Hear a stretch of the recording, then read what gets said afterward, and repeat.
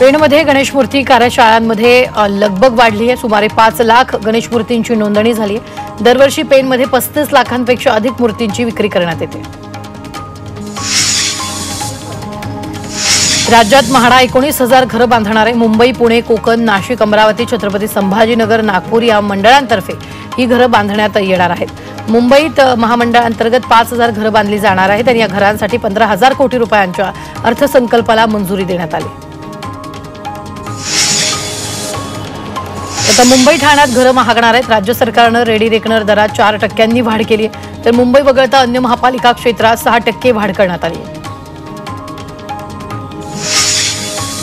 दक्षिण मुंबईला थेट पालघरला जोडण्यासाठी महत्त्वपूर्ण असलेल्या उत्तन विरार सागरी सेतूसाठी 78,000 कोटींचा खर्च आलाय। MMRDAच्या बैठकीत या खर्चाला मान्यता मिळाली। तसंच प्रकल्पासाठी नाममात्र दरानं जमीन देण्याची मागणी करण्याचा निर्णय घेण्यात आलेला आहे। गेल्या 10 वर्षात भारतात मोबाईलची मागणी तिप्पट वाढली आहे। सरकारच्या मेक इन इंडिया आणि उत्पादन आधारित प्रोत्साहन योजनांमुळे मोबाईल निर्मिती उद्योगांमध्ये सुधारणा झाली, तर भारतात तयार केलेल्या स्मार्टफोनच्या निर्यातीचे प्रमाण देखील चांगलं वाढलंय। मुंबईतील पोलिसांची पुन्हा 8 तासांची ड्युटी सुरू होण्याची शक्यता आहे। ह्युमन राईट प्रोटेक्शन सोसायटीनं पोलीस आयुक्त विवेक फणसळकरांना उपक्रम पुन्हा सुरू करण्याची मागणी केली आहे। ते पत्र आता आयुक्तालयानं कर्तव्य समितीकडे पाठवले। मुंबईतील जे रुग्णालयाचं नाव आता 7 समुद्रापार पोहोचलंय। जे रुग्णालयातील 2 गंभीर शस्त्रक्रियांच्या व्हिडिओंना अमेरिकेत बेस्ट इंटरनॅशनल व्हिडिओ ॲब्स्ट्रॅक्ट पुरस्कार मिळालाय। जगभरातून निवडलेल्या 7 शस्त्रक्रियांच्या व्हिडिओंमध्ये जेच्या 2 व्हिडिओंना एस पोडियम श्रेणीत पहिलं आणि 3रं स्थान मिळालंय। मध्य रेल्वेनं उन्हाळी हंगामात 132 अतिरिक्त उन्हाळी विशेष रेल्वे गाड्या चालवण्याचा निर्णय घेतलाय। छत्रपती शिवाजी महाराज टर्मिनसवरून थेट ओडिशा, आसाम, मध्य प्रदेश या राज्यातील प्रवाशांसाठी विशेष रेल्वे गाड्या धावणार आहेत। दादर भुसावळ विशेष रेल्वे गाडीच्या 2 फेऱ्यांचा विस्तार करण्यात आलाय, त्यामुळे प्रवाशांना दादरवरून भुसावळ जाणं सोयीस्कर होणार आहे। तर ही विशेष रेल्वे गाडी 27 जून पर्यंत चालवण्यात येणार आहे। नवी मुंबई महापालिकेच्या अधिकारी कर्मचाऱ्यांनी थकीत मालमत्ता कर वसुलीवर अधिक भर दिलाय। नवी मुंबई महानगरपालिकेनं 800 कोटींहून अधिक मालमत्ता कर वसुलीचा टप्पा गाठत नवा विक्रम रचलाय। मुंबईत मार्चमध्ये घर नोंदणीत उल्लेखनीय वाढ झाली। एकाच महिन्यात घरांच्या नोंदणीतील मुद्रांक शुल्कातून 1,597 कोटी रुपये इतका भरघोस महसूल प्राप्त झालाय। मार्चमध्ये 15,603 घरांची नोंदणी झाली आहे। ठाण्यात एकाच दिवशी 16,000 लाभार्थ्यांना घरकुलाची लॉटरी लागलेली। लाभार्थ्यांच्या घरकुलाच्या भूमिपूजनाचा कार्यक्रम सर्व ग्रामपंचायतमध्ये आयोजित केला होता, तर 15,279 लाभार्थ्यांना पहिला हप्ता वितरित केला। यापैकी 2,477 घरकुलांचं बांधकाम सुरू झालं। गोरेगाव सिद्धार्थनगर पत्राचाळ पुनर्विकास प्रकल्पांतर्गत मूळ 672 रहिवाशांना घरांचा ताबा देण्याचा निर्णय म्हाडाच्या मुंबई मंडळानं घेतलाय। 4 एप्रिल रोजी सकाळी 11 वाजता SV रोड येथील जवाहर नगर येथील जवाहर सभागृहात सोडत काढण्यात येणार असल्याचं अधिकाऱ्यांनी सांगितलं। मुंबईत मनसेकडून प्रतिपालिका सभागृह भरवण्यात येणार आहे। मुंबई महापालिकेत लोकप्रतिनिधी नसल्यामुळे लोकांच्या समस्यांकडे दुर्लक्ष होतंय, असा आरोप मनसेनं केलेला आहे। यामध्ये विविध विषयांवर चर्चा केली जाणार आहे, तर या प्रतिपालिका सभागृहासाठी राजकीय पक्षांसह सामाजिक संघटनांनाही आमंत्रण देण्यात येणार आहे। नवी मुंबई महानगरपालिकेला देशातील प्रतिष्ठित स्कॉच या राष्ट्रीय पुरस्कारानं सन्मानित करण्यात आले। मनपाच्या प्रकल्पांच्या यशस्वी अंमलबजावणीबद्दल त्यांचा स्कॉच पुरस्कारानं सन्मान केला। नवी मुंबई मनपाच्या आयुक्तांनी हा स्कॉच पुरस्कार स्वीकारलेला। सोनं-चांदीच्या दरात दररोज नवनवे उच्चांक होत आहे। सोन्याच्या दरात 1,000 रुपयांची वाढ झाली आहे, त्यामुळे सोनं 90,700 रुपये प्रति तोळ्यावर पोहोचले, तर चांदीच्या दरात 500 रुपयांनी वाढ झाली, त्यामुळे चांदी 1,01,500 रुपये प्रति किलोवर पोहोचली। कर्जतच्या गुंडगेमधील महिलांनी पाण्यासाठी बेमुदत साखळी उपोषण सुरू केले। अनियमित पाणी पुरवठा होत असल्यानं नागरिकांचे प्रचंड हाल होत आहेत, त्यामुळे अभियंत्यांनी प्रत्यक्ष पाहणी करून ही समस्या सोडवावी या मागणीसाठी महिलांनी उपोषण सुरू केले। राज ठाकरेंच्या आदेशानंतर मनसैनिक ॲक्शन मोडवर आले। मनसेच्या कार्यकर्त्यांनी ठाण्यातील स्टेट बँकेच्या शाखेत लावण्यात आलेले हिंदी भाषेतील फलक हटवले। या ठिकाणी मराठी फलक लावण्याची मागणी केली। मुंबईच्या पवईत मराठीबाबत आक्षेपार्ह विधान करणाऱ्या सुरक्षा रक्षकाला मनसैनिकांनी चोप दिला। मनसैनिकांनी सुरक्षा रक्षकाला माफी मागायला लावली तर एका सुरक्षा रक्षकानं मराठी युवकासोबत वाद घालत मराठीविषयी वादग्रस्त विधान केलं। मुंबई महापालिकेवरील प्रशासकीय कारभाराविरोधात मनसे आक्रमक झाली आहे। मनसे प्रतिपालिका सभागृह भरवणार आहे। यात विविध विषयांवर यामध्ये चर्चा केली जाणार आहे। लोकप्रतिनिधी नसल्यानं जनतेच्या प्रश्नांकडे दुर्लक्ष होत असल्याचा आरोप मनसैनिकांनी केला। राज्यात बाईक टॅक्सीला मंजुरी देण्यात आलेली आहे। राज्य मंत्रिमंडळाच्या बैठकीत हा मोठा निर्णय घेण्यात आला। इलेक्ट्रिक बाईक टॅक्सीला मंजुरी दिल्याची माहिती परिवहन मंत्री प्रताप सरनाईकांनी दिली। अंबरनाथमध्ये जिजाऊ आणि शिवरायांच्या पुतळ्याचं अनावरण झालंय। खासदार श्रीकांत शिंदे यांच्या हस्ते पुतळ्याचं अनावरण पार पडलं। त्याचबरोबर छत्रपती संभाजी महाराज व्यायामशाळेचंही उद्घाटन करण्यात आलं। यावेळी मोठ्या संख्येनं कार्यकर्त्यांसह नागरिक उपस्थित होते। वरिष्ठ प्रशासकीय अधिकारी इक्बाल सिंग चहल कॅबिनेट बैठकीसाठी पायी चालत आहे। सह्याद्री अतिथीगृहावर राज्य मंत्रिमंडळाची बैठक असल्यानं रस्त्यांवर दोन्ही बाजूने वाहनांची गर्दी होती आणि त्यामुळे वाहतूक कोंडीचा अधिकाऱ्यांना फटका बसला। चक्क इक्बाल सिंग चहल पायी सह्याद्री अतिथीगृहावर आले। महायुती हे एप्रिल फूल सरकार असल्याची टीका आदित्य ठाकरेंनी केली। लाडकी बहिणीचं अनुदान वाढवलं नाही, लाडका भाऊ योजना बंद केली, तसंच शेतकऱ्यांची कर्जमाफी देखील सरकारनं केली नसल्याची टीका आदित्य ठाकरेंनी केली आहे। त्याचबरोबर मुंबईवर अदानी टॅक्स लावला जाणार असून कचऱ्यावर मुंबईत कर लावला जाणार असून रस्त्यावर उतरून त्याला विरोध करणार असल्याचं आदित्य ठाकरेंनी सांगितलं। मुंबईतील लोकलच्या डब्यात जाहिरातींचे बेकायदेशीर स्टिकर्स लावण्यात येतात। या जाहिरातींद्वारे फसवणूक होण्याची शक्यता आहे, तरीही प्रशासन याकडे दुर्लक्ष करत असल्याचा आरोप प्रवाशांनी केला। MSRDC अखत्यारीतील टोल नाक्यांवर फास्टॅगद्वारे पथकर न भरणाऱ्या वाहनांकडून दुप्पट पथकर आकारला जाणार आहे। तर आजपासून याची अंमलबजावणी सुरू होईल। त्यामुळे टोल नाक्यांवरील सर्व मार्गिका फास्टॅगमध्ये परावर्तित करण्यात आलेल्या आहेत। गेल्या 12 महिन्यांपासून वापरात नसलेली UPI ID बंद केली जाणार आहे। आर्थिक फसवणूक आणि घोटाळे रोखण्यासाठी या नियमांमध्ये बदल करण्यात आलेले आहेत। ठाण्याच्या शहापुरातील रस्त्याची अवस्था दयनीय झाली आहे। रस्त्यावर मोठमोठे खड्डे पडले, त्यामुळे नागरिकांना या रस्त्यांवरून जाण्यासाठी कसरत करावी लागते। त्यासाठी प्रशासनाने या रस्त्याचं काम पावसाळ्यापूर्वी करावं अशी मागणी होते आहे। मुंबईकरांना पालिकेकडून उचलल्या जाणाऱ्या कचऱ्याचे पैसे मोजावे लागणार आहेत। या संदर्भातील मसुदा तयार झालाय आणि या मसुद्याद्वारे नागरिकांकडून 31 मे पर्यंत हरकती आणि सूचना मागवण्यात आल्या। 100 रुपयांपासून ते 7,500 पर्यंत हे शुल्क निश्चित करण्यात येणार आहे। मुंबईच्या लोकलमधील अपंगांच्या डब्यात धडधाकट प्रवाशांची घुसखोरी वाढली आहे। लोकलमधील अपंग आणि कर्करोगाच्या रुग्णांसाठी राखीव डब्यांमधून इतर प्रवासी प्रवास करतायत, त्यामुळे या प्रवाशांवर RPF कडून कारवाई केली जाते। मुंबईकरांचं पाणी आणि पार्किंग मागण्याची शक्यता आहे, कारण मुंबई महानगरपालिकेनं पाणी पार्किंग शुल्क वाढीचा प्रस्ताव सादर केला। बेकायदा पार्किंग केल्यास 2,000 रुपये दंड आकारला जाणार आहे। कुलाबा वांद्रे सिम्स मेट्रो 3 मार्गिकेतील REBKC टप्प्यातील विद्यानगरी मेट्रो स्थानकातील B1 प्रवेशद्वारावर तांत्रिक कारणासाठी बंद ठेवला। 1 ते 7 एप्रिलपर्यंत ते प्रवेशद्वार बंद राहणार असून 8 एप्रिलपासून हे प्रवेशद्वार पुन्हा प्रवाशांसाठी खुलं करण्यात येणार आहे। गुढीपाडव्याच्या मुहूर्तावर लोकार्पण झालेल्या मलबार हिल परिसरातील निसर्ग उन्नत मार्ग मुंबईकरांच्या पसंतीस उतरलाय।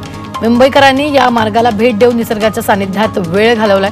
31 मार्च रोजी सार्वजनिक सुट्टीच्या निमित्तानं ऑनलाईन तिकिटाचं सर्व स्लॉट हाऊसफुल इथं झाले। तसंच येत्या आठवडाभराच्या कालावधीसाठीही नागरिकांनी आगाऊ तिकीट नोंदणी केली। अवघ्या 2 दिवसात 3,000हून अधिक पर्यटकांनी निसर्ग उद्यान मार्गाला भेट दिली। व्यावसायिक LPG सिलेंडरच्या किमतीत कपात करण्यात आली। 19 किलोचा LPG सिलेंडर 41 रुपयांनी स्वस्त झालाय।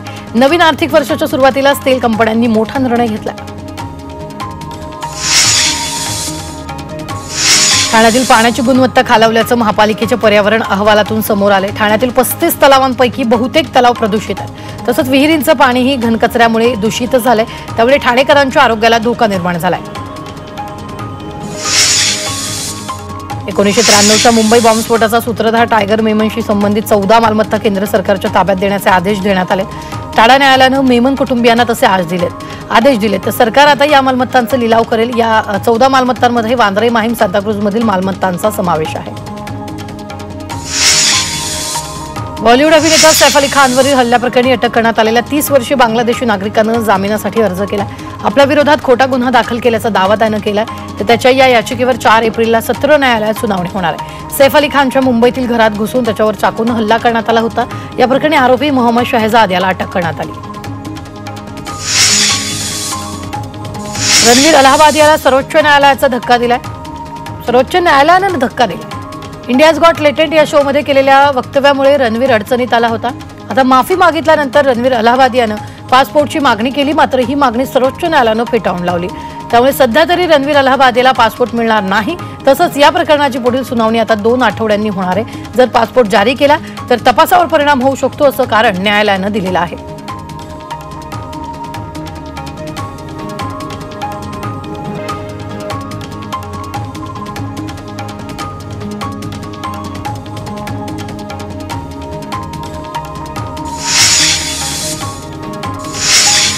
पंतप्रधान आवास निधीतील 4 प्रकल्पातील विकासकांना अतिरिक्त निधी वितरित झाल्याचं म्हाडानं शासनाला दिलेल्या अहवालात मान्य केलं।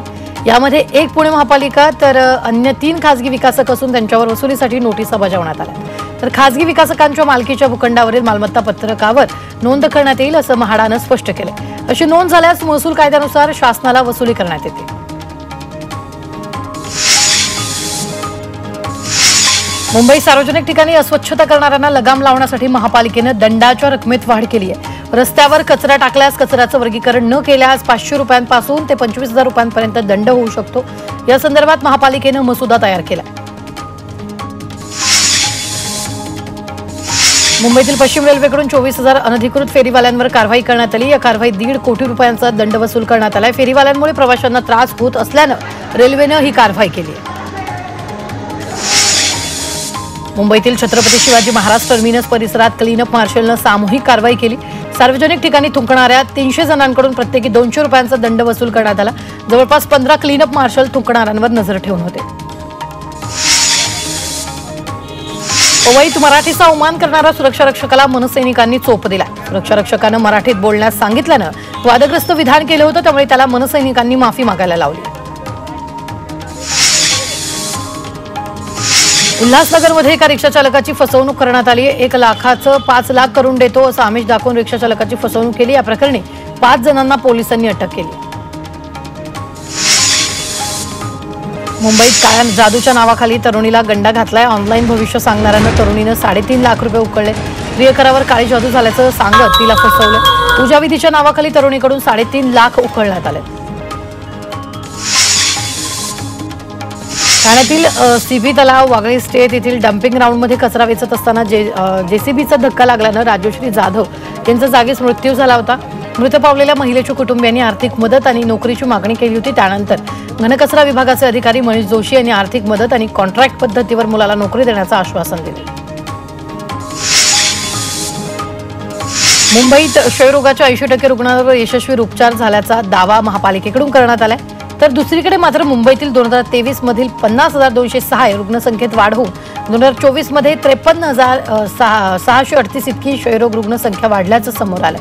रुग्णांना उत्तम उपचार मिळण्यासाठी निदान प्रक्रिया सेवांमध्ये सुधारणा केली आहे। नवीन औषध उपचार पद्धती, क्षयरोग नियंत्रणासाठी विशेष उपक्रम, रुग्णांना मार्गदर्शन, यामुळे यशस्वी उपचाराचं प्रमाण वाढलं असं पालिका आरोग्य विभागाच्या अधिकाऱ्यांनी सांगितलं। पालिका शाळांमधील 15 सभागृह आणि 78 वर्गखोल्या निवडणूक कार्यालयानं ताब्यात घेतल्या। त्यात निवडणुकीचे साहित्य ठेवण्यात आले। सांस्कृतिक कार्यक्रम, परिपाठ, अन्य उपक्रमांसाठी शाळांमधील सभागृहाची गरज आहे, मात्र शाळांमधील सभागृहाचं गोदामात रूपांतर झालंय। काही वर्षापूर्वी पालिकेनं निवडणुकीच्या कामासाठी शाळांचं सभागृह निवडणूक कार्यालयाला तात्पुरत्या वापरासाठी दिलेलं होतं, मात्र निवडणूक कार्यालयानं या जागांचा ताबा पालिकेला दिलेला नाही। उल्हासनगरातील तानाजी नगरात एका जीन्सच्या कारखान्याला भीषण आग लागली। या आगीमुळे सर्व साहित्य जळून खाक झाले। यावेळी अग्निशमन दल तात्काळ घटनास्थळी दाखल झाल्यामुळे आग आटोक्यात आली।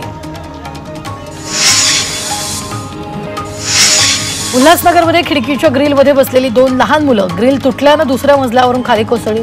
तर या दुर्घटनेत 7 वर्षाचा मुलगा आणि 4 वर्षाची मुलगी जखमी झाली। सुदैवानं बिल्डिंगच्या कंपाऊंडला असलेल्या पत्र्यावर ही ग्रिल कोसळल्यानं या दोघांचा जीव वाचला। मुलुंडच्या म्हाडा कॉलनीमध्ये कोल्हा शिरला होता। वन विभागाच्या मदतीने या कोल्ह्याला पकडण्यात यश आले। अचानक कोल्हा आढळल्यामुळे नागरिकांची एकच तारांबळ उडाली होती। जखमी अवस्थेत आढळलेल्या या कोल्ह्यावर उपचार सुरू आहेत। मुंबईतील कोपरेज गार्डनमध्ये घोड्यांचा कॅरोसेल सुरू करण्याचा निर्णय घेण्यात आलाय। बीएमसीनं पर्याय म्हणून घोड्यांचा कॅरोसेल सुरू करण्याचा निर्णय घेतला, तर मुंबई महानगरपालिका पहिल्यांदाच बागेत अशा प्रकारची आनंदाची सवारी आयोजित करते।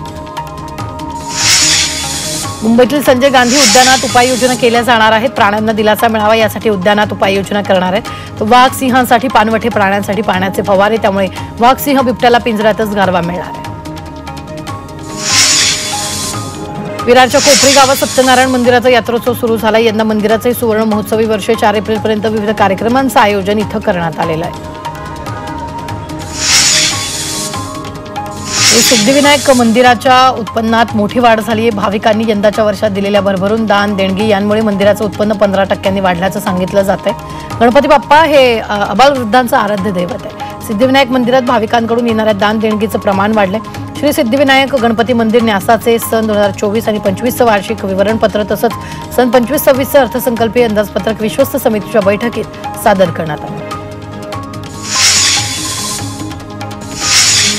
महिला दिनी जन्मलेल्या मुलींना सिद्धिविनायक मंदिराकडून गिफ्ट मिळणार आहे। 8 मार्चला जन्मलेल्या मुलींच्या अकाउंटवर मंदिराकडून 10,000 रुपये फिक्स डिपॉझिट केले जाणार आहेत। शिवसेनेच्या राहुल लोंढे यांनी याचा प्रस्ताव सिद्धिविनायक मंदिराच्या बैठकीत मंजूर केला।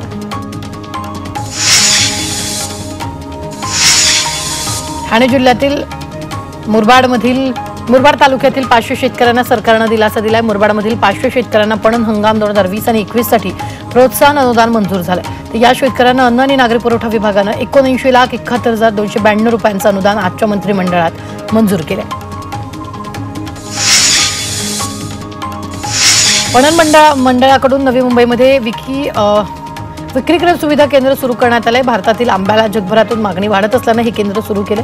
या केंद्रामुळे आंब्याच्या निर्यातीला चालना मिळणार आहे, तर अमेरिका, ऑस्ट्रेलिया, जपान, अर्जेंटिनाला आंबा निर्यात होणार आहे। नवी मुंबईतील बाजारात गुढीपाडव्यानंतर हापूस आंब्याची मागणी वाढली, त्यामुळे हापूस आंब्याच्या आवकमध्ये वाढ झाली। तर बाजारात रत्नागिरी आणि देवगडमधील हापूस आंबा मोठ्या प्रमाणात दिसून येतो। भिवंडी आणि शहापूर तालुक्यात ढगाळ वातावरण पाहायला मिळतंय। अशा वातावरणामुळे फळ, झाडं, भाजीपाला पिकांवर परिणामाची शक्यता आहे।